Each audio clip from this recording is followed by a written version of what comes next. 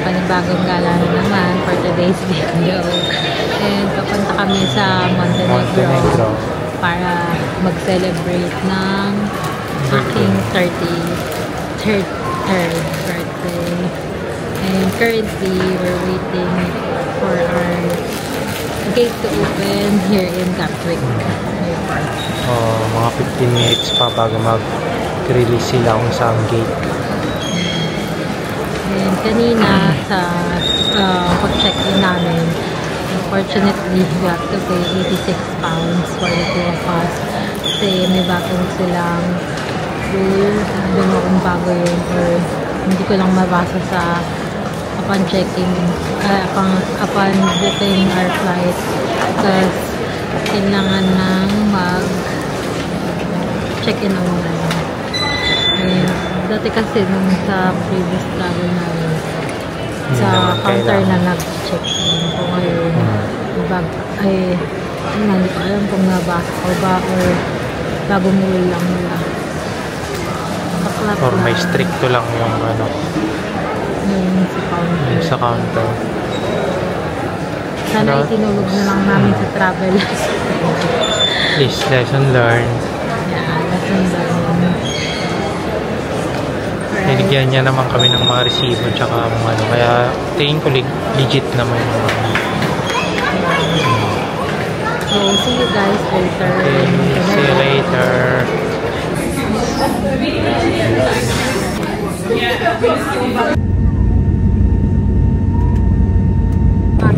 Nudge out, Puerto Rico Airport.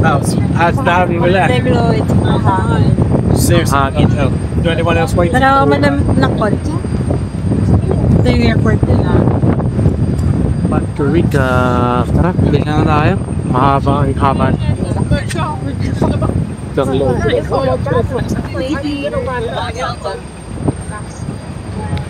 Dito na kami sa may apartment namin sa Markovic. This is our apartment, guys.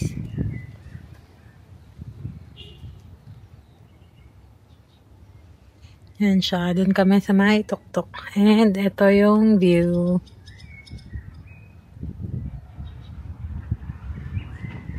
Mas maganda yung view sa taas.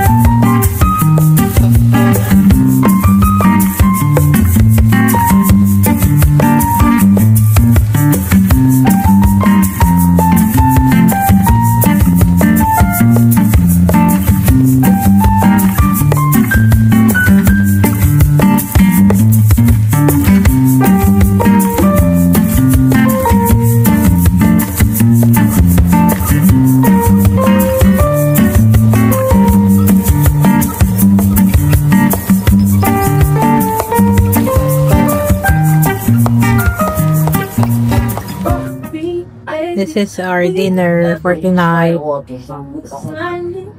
Stuffed calamari,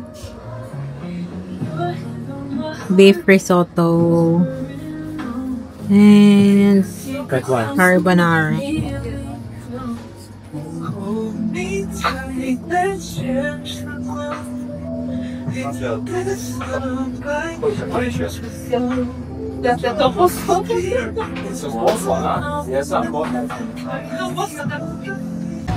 Hi guys, it's our second day in Qatar and we're going to Paras. Look at this huge. Ito yung Diyan yung sasakyan namin. Ito, ayan yung sasakyan namin. Charot. Anong tawag sa ganyan? And ito yung mga kasama namin going to Paras. Nag-book na lang kami ng tour kasi tinatamad na yung kasama kong mag-DIY. Hindi, mahirap kasi yung mahirap kasi yung dito kasi maano rin sila, magulang rin, parents sila. Minsan pagka alam nila na baguhan ka, talagang ano rin. Wait, bababa na muna kami.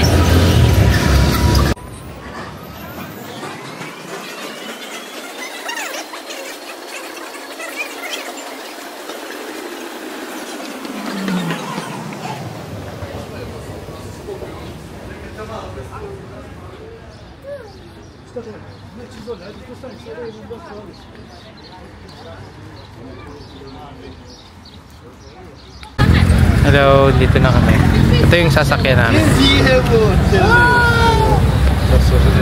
Ayan, ito. Yan. Yan, yung maliit hindi yung malaki. Tatakpal lang kaninang sinasabi namin yan yung sasakyan namin. Maliit lang talaga. Ito lang, maliit lang talaga. Kasi sa Paras lang, yung tour namin is 3 hours, kaso papadrop na kami sa Paras para ma-explore namin yung town. Paspas na lang kayo pa uwi.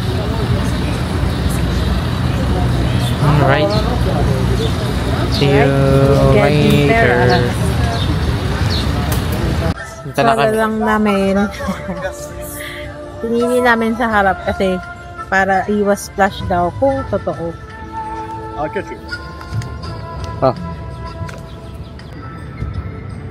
Hi guys, ito na yung umpisa ng paglalayag namin papunta sa One Piece.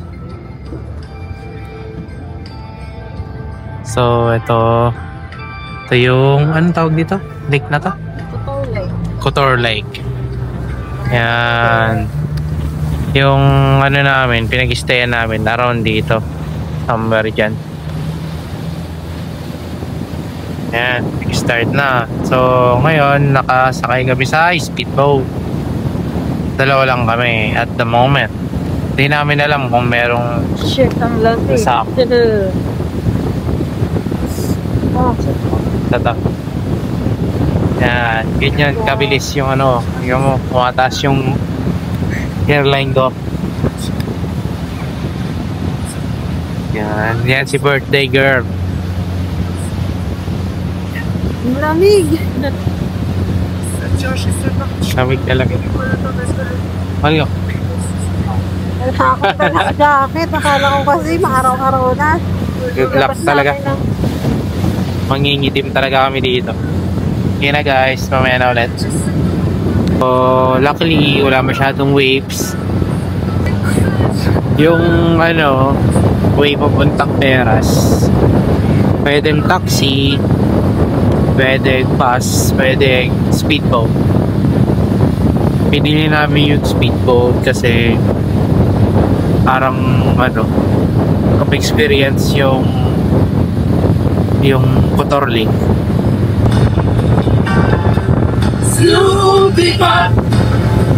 Yan.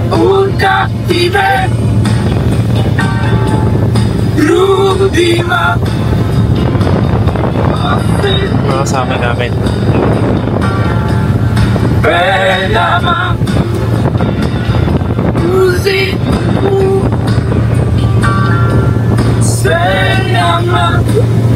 Because during the centuries, when they want to attack to Paras, they are using only that way, because that way is going to open water, as we call Verige.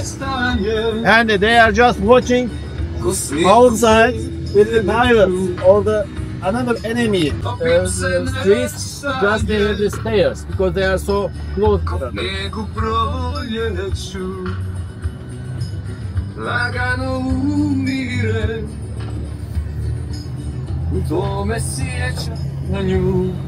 Yan daw yung watchtower. Tapos yan yung binabantayan daw nila pag may kalaban daw dati. Ano, tatas yung chain para hindi makadaan yung mga bangka. And also that two islands belongs to Paras. Yung... The first one is we call St. George, and the second one is the Our Lady of Rock. So St. George is the natural island, and the Our Lady of Rock, the human made. As a traditional from the Paras and from the Kotor seamen, when they are going to open water, and when they come back, they take rocks and stones and they throw it there. And yung watchtower, and they made guys. a reef, and after that they build a church and maritime speaking. In 200 years they built this island. Okay. Bale, yung mga design ng bahay is Italian style daw. 1,000 years old? 1,000 years old daw yung town na to. And protected ng UNESCO. Clock tower is 38 meter long. Kaya walang ano, nakakaginaw.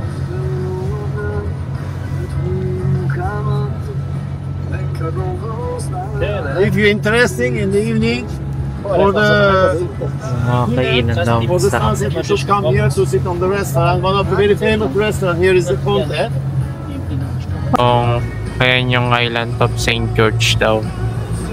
Hanggang ngayon daw ginagamit pa rin daw yan. Also, is a tradition when somebody is buried, they are coming this island and visit and go.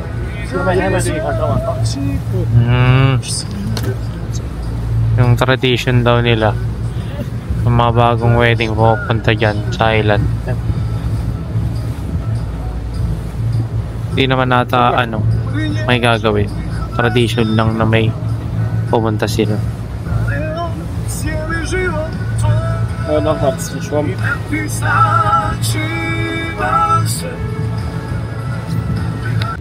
Ayun yung island of St. George. And I told you that's Yung lugar ng kinamatayan ng shota ni Napoleon Bonaparte.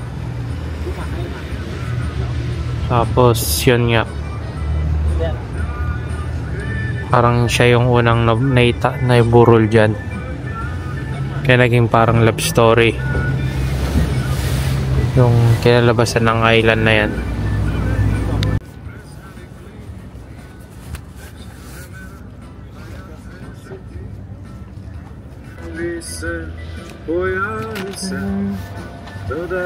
Bababa muna kami dito sa Lady of Rocks. go from back side, from back side.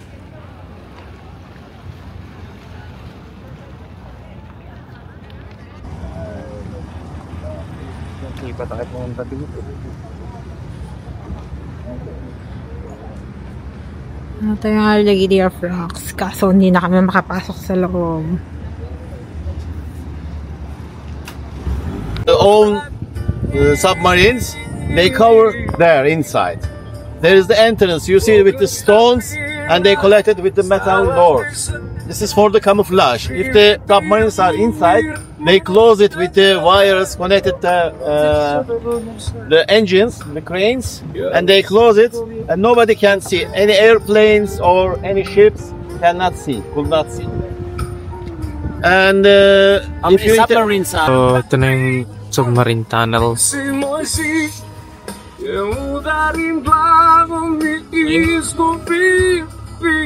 Pasok na kami.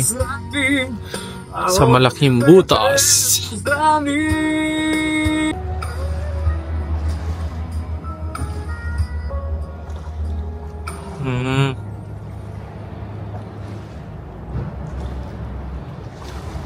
Ito, handmade lang daw ata ang ginawa dito. Gets down when I'm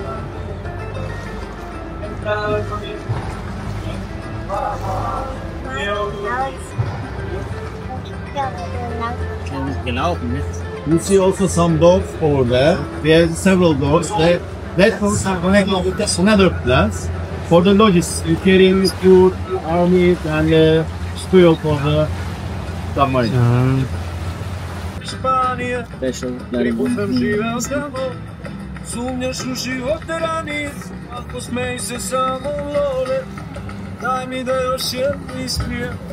Ito, yung mga pintuan daw na yan is yung mga daanan ng mga logistic, mga supply ng pagkain para sa mga crew ng mga submarine. Ang kayang i-hold daw nito is 2 submarine. Know how long it took to construct them? Wie lange es dauert hat, die zu bauen? Ich weiß, schon lange. Mit Menschenhand. Ja, schon lange. Glauben aber. Tapos na kami sa malaking butas. Hier viele Leute. Nicht mehr so viele? Nee. Zwei noch. Junge Leute sind hier, fliegen, Tali. Tunnel. Aber früher war Studentenstadt so. Ja, ja. Jetzt Ay yung, wegen der Wirtschaft ist da. ay yung machine na pinanggagamit nila sa Ja, aber das Gate. hier Ito yung mga gate nila. nicht so viel Geld und Ja, ja, klar. deswegen Gehen die weg, klar. meisten. ay yung barracks nila. Yan yung mga pinupuntahan ng mga submarine.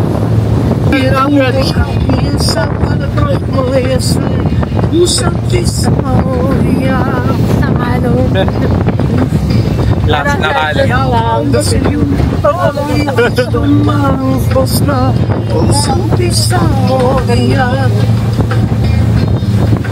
Last na kalat.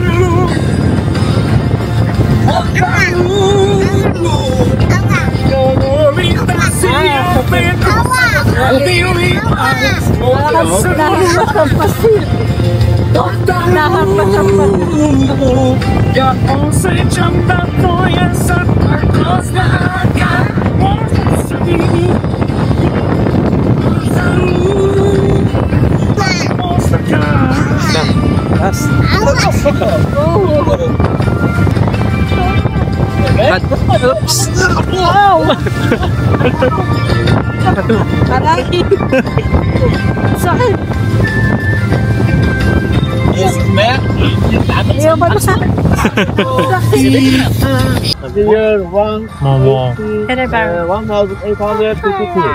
1,800. The Australian and 82. Hungarian 1882. kingdom made this vessel, and they are just a defense to Boca Bay against the enemies during the First World War. And you see also on the Croatian side and Montenegrin side, they are the watching tower over there. It's connected Croatian. just Yan yung Croatia. guarding and defending Ito yung Boca Bay. ganito. And that was the general, the commander, Lazat Mamula, was very active here, very successfully, and that's the reason they give his last name Mamula Island. Mamula Island. So in the Second World War, Italy is used also as a prison in that island. And after that, in Tito time, the political prisons for the women during the Tito time. And now is a very luxury hotel in the prison concept. So when you go to the inside, rooms are luxury, but every wall and everything is a prison. Attack button there. Ginawa daw tong prison para sa babae dati. So if you are interested, they have the Instagram page. You can follow them or check the photos inside of them. So hotel rin pala to, pero prison team. Ano kaya yun? May poses sa mga kama. Na kami sa Blue Cave. Ayan, punta na naman tayo sa kuweba. Guys.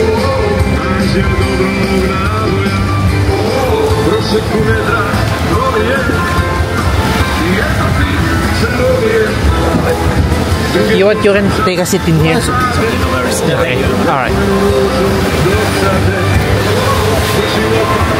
Ito yung Blue Cave. Ayan, Blue Cave. Ayan, Blue Cave. Ito, Blue Cave. Yan, yan. Blue yung tubig. Pero kung nagpalawang ka, So you see from the past is the color is the blue. oh, yeah. Because this is the They call it Blue Cave dahil yung sun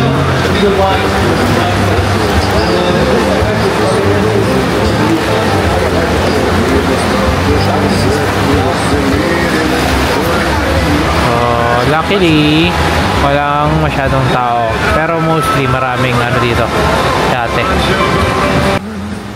Super linaw nung ano niya, tapos blue na blue talaga. Kaya siya tinawag na Blue Cave. Ganda oh. Lalim ng boat nila.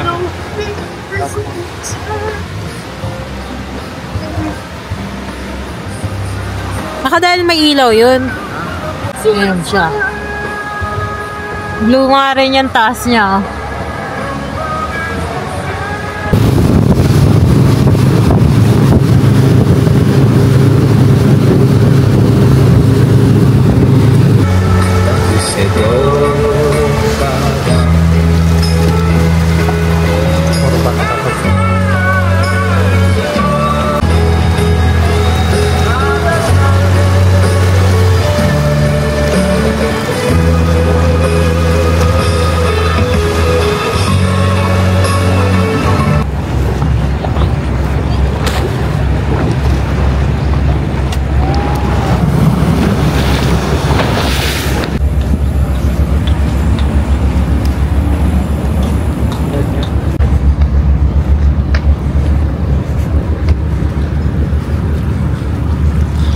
Mas maganda dito sa Peras.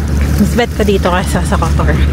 Pero hindi pa rin naman kasi kami nakapag-explore masyado sa Kotor. Ang ganda ng mga ano, stone houses daw to. Ayan. And we're going to the market.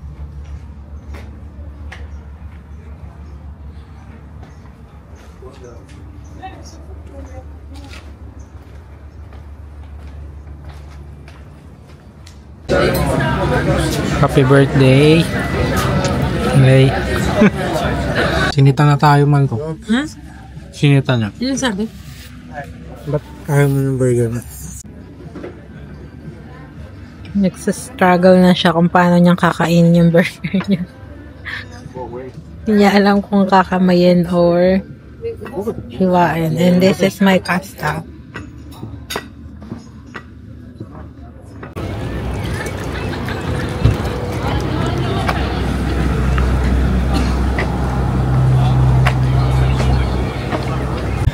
Ito yung nalakaran namin sakay ng bus. Kasama ko si Mamang Sorbetero. Mahirap naman yung pag-uwi dito. Kailangan pang maglakad ng ganito. Ay! Nanginginig na yung legs ko.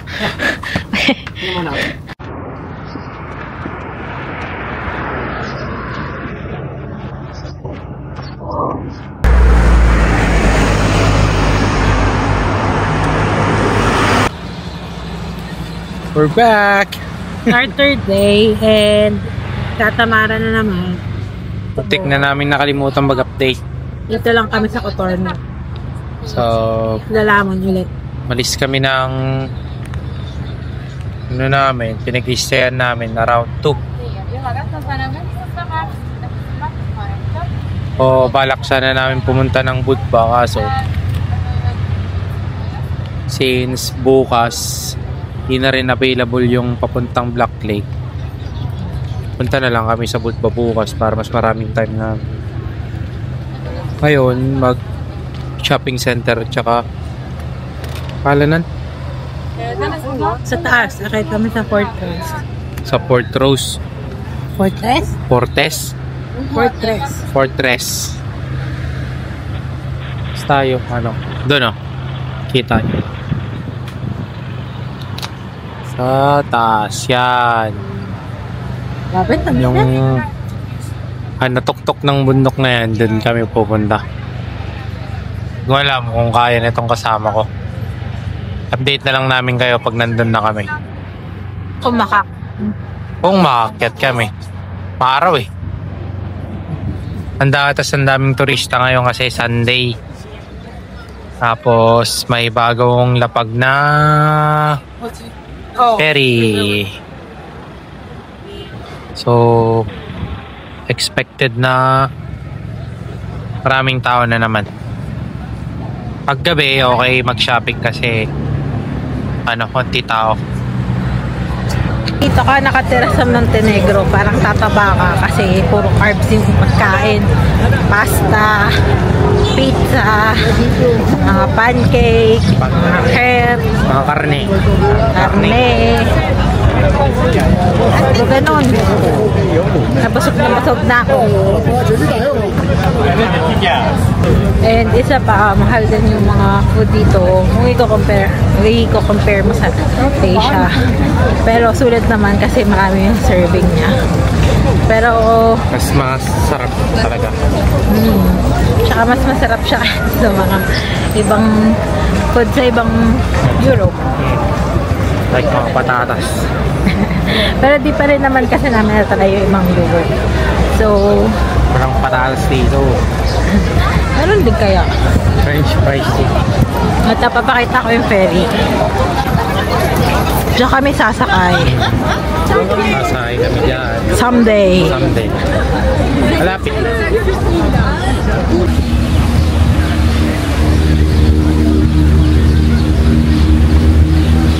May kasama ko. Jeje mo.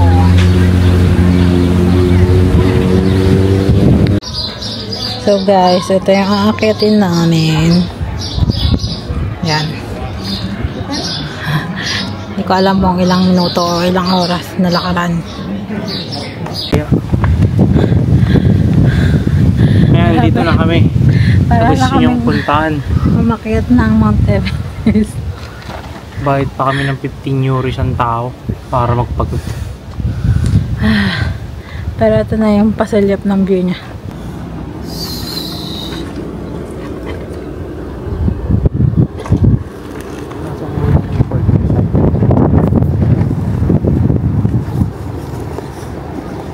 So, ket na naman kami. Mga 3 ganda pa siguro. Ayun, kasama na ako. Hindi ko alam kung makakagising na naman ng maaga to bukas. Kanina, nagising siya ng mga 11.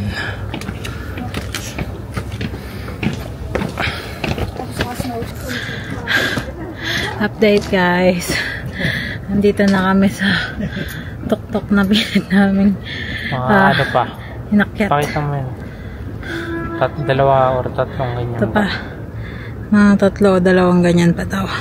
Kasi ito yung church na kailangan makita sa picture. OMG.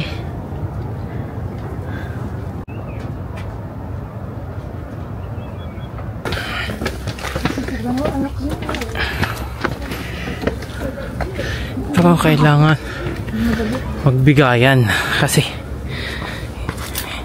saan nilalagay yung entrance fee. Dapat may cable car na lang dito.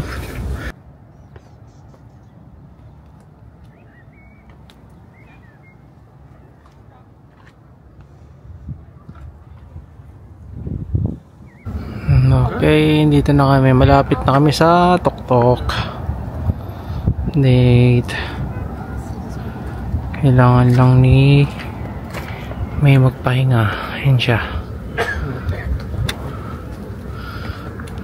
So, yan, nandugo na naman siya. So, kat na naman. Himbing-himbing ang tulog nito mamaya. So guys, ito pa tayo ang akyatin namin. Hindi ko na yata kaya. Ito na yung akyat namin. Ayan, simula baba niyan. Kaso, hindi pa pala tapos.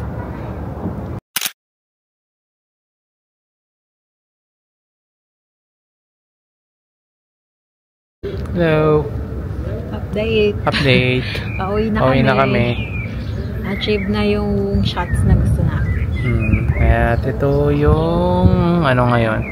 Kanina mataas pa yung araw. Ngayon blue pa yung tubig ngayon. Sana yung barkong yun, kanina malayo pa yan eh. Ngayon nandyan siya. Sige na, bye bye. Mamaya ulit update. Bye. Pababa na kami. Good luck na lang sa kasama ko mamaya. Wala na naman, sabihin niya na naman, sakit ng mga paa niya.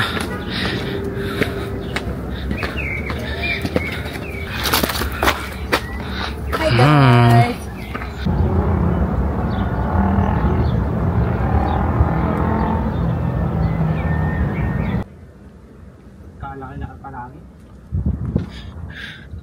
Galit na si Tatang.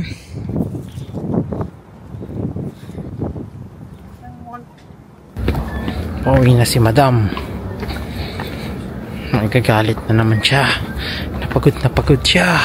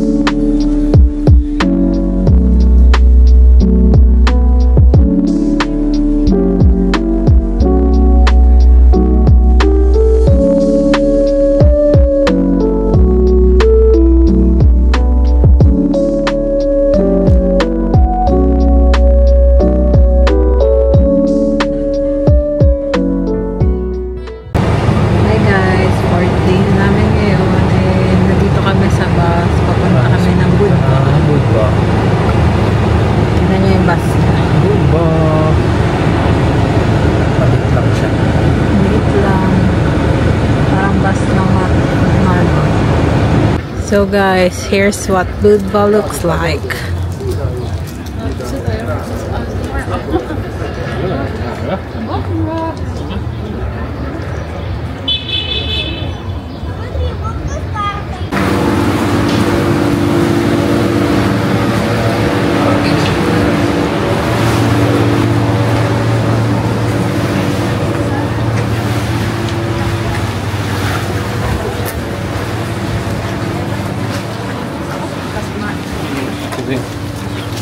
Oh, that's it.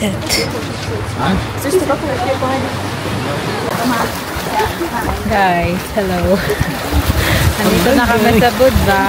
Mamaya kami ng isang oras para makita itong ballerina.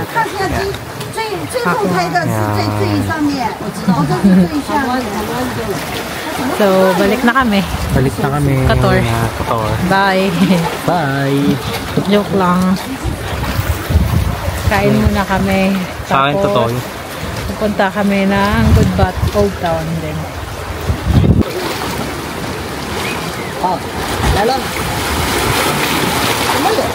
Hello guys. Sobrang gutom namin. Hindi na namin na-document yung kinain namin. Ako in-order ko black risotto. Ito. Yan. Paubos na. Pero ang sarap niya. And sa kanya, ano yung order mo? Risotto Mediterranean shrimp. Okay siya, kaso malasa yung tomato sauce niya. Tsaka kaya hindi masyado malasahan na yung ibang ingredients. Pero yung sa kanya sarap. Ito.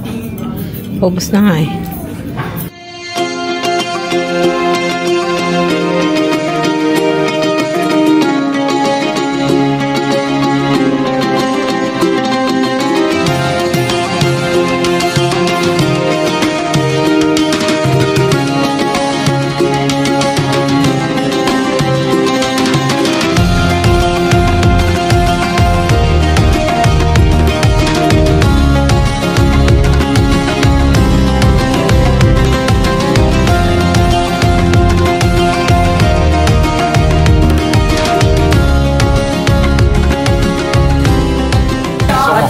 dinner.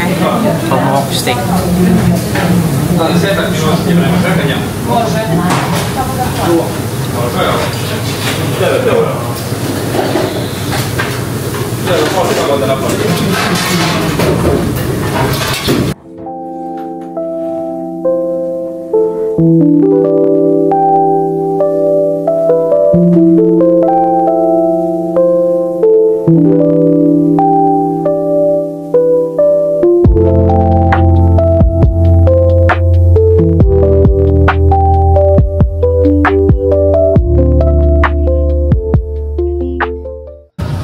Hi guys, it's our 5th day. Bukas, umuwi na kami at 10 o'clock yung flight namin. Pero nag-book muna kami ng na-stayan dito sa Podgorica. Niligaw na siya. Ang number?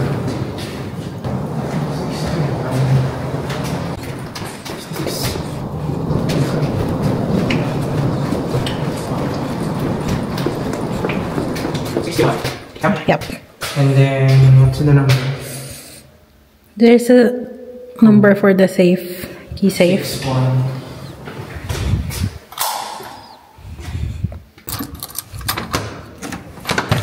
Ayan.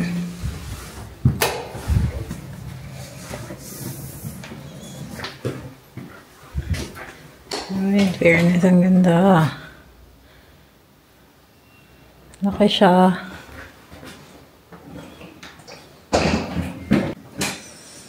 How I wish. Dito kami nagstay ng 4 days. Mas maganda pa dito. Tapos ang mura lang. May kitchen pa siya. So nice. And ito yung toilet. Ganda.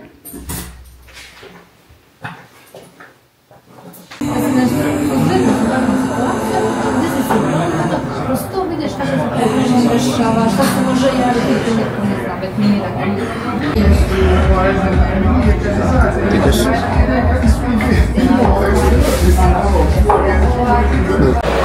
Hello guys, pauwi na kami ng UK. And nandito kami sa Podgorica Airport. And I think ito na yung pinakamaliit na airport na nakita namin na international. International lang. Bali, ano lang. Yung counter lang nila is 8. Tapos literal na pag bumaba ka sa aeroplano, nag-aantay na yung mga sunod na mabiyahe. Parang bus lang. So, yun. Parang yung sinakyan natin nun, yun rin yung sasakyan natin na. Tama ba? Kasi 7. Ay, oo, tama. 10 o'clock na. Parang yun rin talaga. Siguro.